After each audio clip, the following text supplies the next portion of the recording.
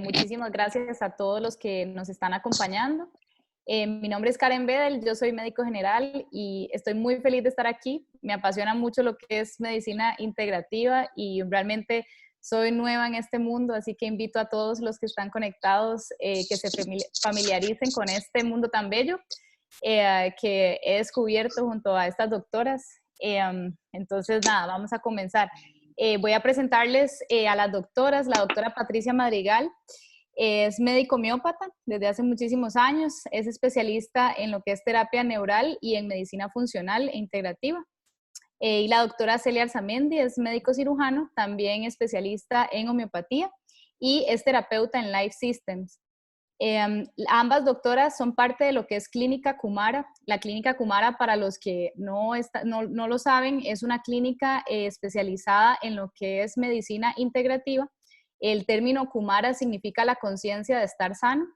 La clínica queda en Escazú y también en Curridabat. Por el chat vamos a estar dando información para que puedan saber un poquito más de la clínica. Y también, si quisieran, podrían visitarnos en lo que es la página de Instagram. Solamente ponen Kumara Clínica y ahí pueden ingresar.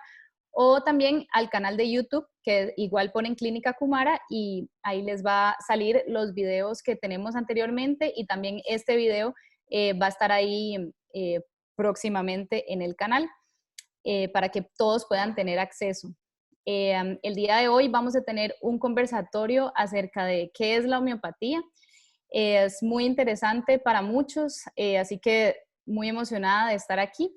Vamos a comenzar con la doctora Celia, a ver si nos podés explicar un poquito acerca de qué es la homeopatía y un poquito de su historia para que todos conozcamos. Ok, buenas tardes. Les voy a platicar que la homeopatía es una ciencia global de curación que busca quitarle al individuo el sufrimiento, pero a la vez curar la enfermedad, ¿sí? Los medicamentos que usamos son tanto de origen vegetal como animal y mineral. Lo que hace la homeopatía en sí es equilibrar el organismo para que el mismo cuerpo tenga las herramientas, o sea, el sistema inmunológico, para llevar a cabo una curación. La homeopatía es muy segura, es práctica, es fácil de usar y además se puede usar desde recién nacidos hasta los últimos días de la vida. Incluso en animales se usa la homeopatía. Algo de la historia de la homeopatía. Nace en Alemania en 1796. El doctor Hahnemann, Samuel Hahnemann, es el padre de la homeopatía. Él era médico alópata, ejerce la medicina durante 11 años, pero empieza a desilusionarse mucho porque en realidad lo que en esa época la medicina ofrecía era sangrías y un montón de cosas con las que él no estaba de acuerdo, y entonces decide dejar la medicina, pero pues tenía que vivir de algo. Entonces empieza a traducir libros y escritos y descubre unos escritos del doctor Cullen, donde él habla de un árbol que existe en la Amazonía, que es la chinchona, y entonces él ha tenido buenos resultados para el tratamiento de las fiebres intermitentes. Entonces Hahnemann, que en ese momento se encontraba perfectamente sano, empieza a probar la chinchona y empieza a presentar en determinado horario fiebres intermitentes. Entonces se da cuenta que lo que produce es ese producto en un paciente sano es lo que va a curar. Y entonces ahí ya se establece la ley de similitud, que lo mismo se cura con lo mismo, ¿sí? O sea, lo que produce en un ser sano determinado medicamento es lo que nos va a curar. Los síntomas, ¿sí? Eh, él también da 3 reglas en las cuales funda la homeopatía. Una es la ley de similitud, que es lo mismo se cura con lo mismo, o sea, hablando sobre síntomas. La dinamización, que son esos golpecitos que se daban antes incluso sobre una Biblia. Actualmente pues ya hay aparatos muy sofisticados para hacer eso. Y la ley de individualización, donde el ser humano es lo principal para el homeópata y donde se toma como un individuo único. Porque puede ser que varias personas tengan el mismo síntoma, pero al hacer uno la historia clínica y darse cuenta de la situación, ya sea familiar, laboral o emocional del paciente, los medicamentos van a cambiar. Entonces aquí no se trata tanto de enfermedad como, o sea, no se trata tanto de un diagnóstico o ponerle una etiqueta al padecimiento del paciente, sino a tratar de curar y de quitarles el sufrimiento que tiene el paciente. Gracias. ¿Cuáles podrías decir que son algunas de las ventajas que tiene la homeopatía como terapia? Ok, la homeopatía va a tratar al enfermo como un ser individual. O sea, si tú vas con el médico alópata y llevas dolor de estómago, pues te va a tratar el dolor de estómago. Pero en ese momento a él no le interesa realmente por qué viene ese dolor de estómago. Puede ser porque comiste algo que te cayó mal, o puede ser porque tienes un jefe que todo el tiempo está encima tuyo y ese estrés te provoca una colitis y bueno, el dolor de estómago. Luego, la homeopatía no tiene efectos secundarios. Eso es muy importante. Contra la alopatía, que sí, bueno, bien tú sabes que tiene bastantes efectos secundarios. No hay un medicamento que no los tenga. Luego, la curación se obtiene de adentro hacia afuera. Por eso es que muchas veces nos regresan los pacientes, sobre todo con problemas de piel, súper angustiados, porque en lugar de que los hayamos curado, llegan con unos eczemas bárbaros. Lo que pasa es que la homeopatía saca y va limpiando el terreno. Sobre el terreno, Patricia les va a hablar al ratito. La homeopatía lo que hace es activar los mecanismos inmunológicos del ser humano para llevarlo a un equilibrio. En cambio, la alopatía lo que hace en general es suprimir los síntomas. Cuando para el homeópata los síntomas son muy importantes porque son manifestaciones de que algo no anda muy bien. Los medicamentos son naturales contra los medicamentos químicos, que son los que se usan en alopatía. Y otra parte que es muy importante para mí y para los homeópatas es que el paciente es un ser integral, donde tiene una parte física, una parte emocional, una parte incluso espiritual. Y generalmente el médico, pues tú lo sabes, o sea, si llega por una cosa, pues es por eso y se acabó, ¿no?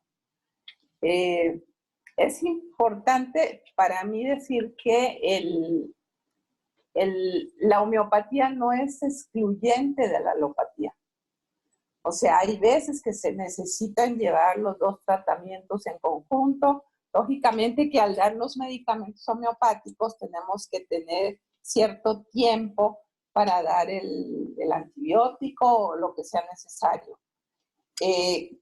También es importante decir que si nos llega a la consulta un paciente hipertenso, diabético, etcétera, ya con una prescripción de tratamiento, no podemos quitar esos medicamentos y decirle, deje de tomarlos porque usted nada más va a estar con homeopatía. Eso sería súper irresponsable de nuestra parte, ¿no? Entonces, también es importante mencionar que cuando llega el paciente a nuestra consulta, bueno, se le hace la historia clínica, se revisa al paciente y en caso necesario también se le podrán mandar exámenes de laboratorio, porque la homeopatía también a veces necesita de exámenes de laboratorio para ver ciertas funciones del organismo. Perfecto. Ahora que mencionaste lo de la historia clínica, yo me pregunto si existe alguna diferencia entre la historia clínica homeopática y la historia clínica de medicina convencional, o si es igual o si tiene sus diferencias. Okay. No, la historia clínica homeopática es bastante diferente que la historia clínica normal. Ahí sí cada médico va a tener su esquema de hacer el interrogatorio, ¿no? Pero, digamos, desde que el paciente entra o que te avisan que el paciente está en la sala de espera, tú ya empiezas a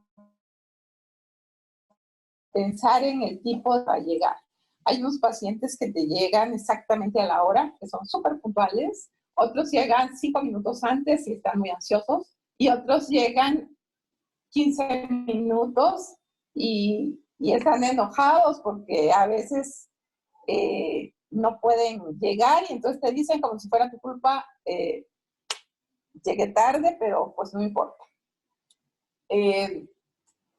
Yo, el esquema que sigo es, bueno, los generales, luego los antecedentes heredofamiliares, que son muy importantes, o sea, padres, madres, abuelos, en general la familia, si hay algún padecimiento como clave que se ha presentado en diferentes generaciones, si hay alcoholismo, si hay Alzheimer, en fin. Después de los antecedentes heredofamiliares, sigo con los antecedentes patológicos. Esa parte es más o menos igual que en la alopatía. Luego, ahí en los antecedentes patológicos, bueno, toda la historia, desde que si nace por cesárea o por parto normal, y ahí nos vamos dependiendo de cada etapa de la vida de esa persona. Luego, los antecedentes no patológicos, que ahí son, digamos, los hábitos de la persona. Si es una persona que tiene buenos hábitos alimenticios, si hace ejercicio, si fuma, si toma, si hay consumo de drogas.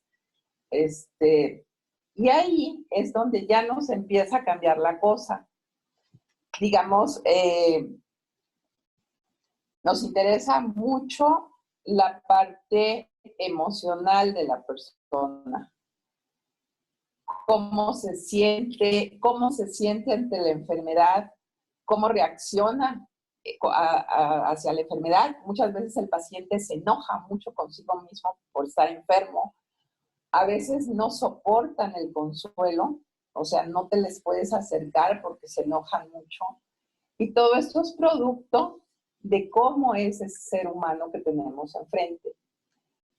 Las costumbres, hábitos y costumbres, desde el sueño, cómo le gusta dormir, de qué lado se acomoda, si se despierta repetidas veces en la noche. En fin, tratamos de hacer una investigación del paciente como si fuéramos detectives, casi casi. ¿No? En las mujeres la parte de la menstruación, de la menarca, cuando le empezó la primera regla, toda esa parte también es muy importante que no debemos olvidar. Y al final, bueno, ya que vamos conociendo más al paciente,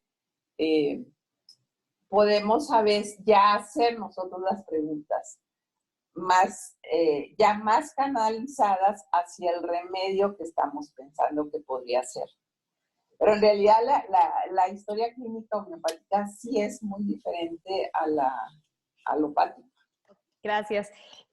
Bueno, yo sé que hay muchísimas creencias acerca de la homeopatía. También sé que hay muchos homeópatas que que no son médicos, y quería saber vos como médico, ¿qué opinas al respecto? Si es necesario ser médico antes de estudiar la ciencia de la homeopatía, ¿o qué opinas al respecto?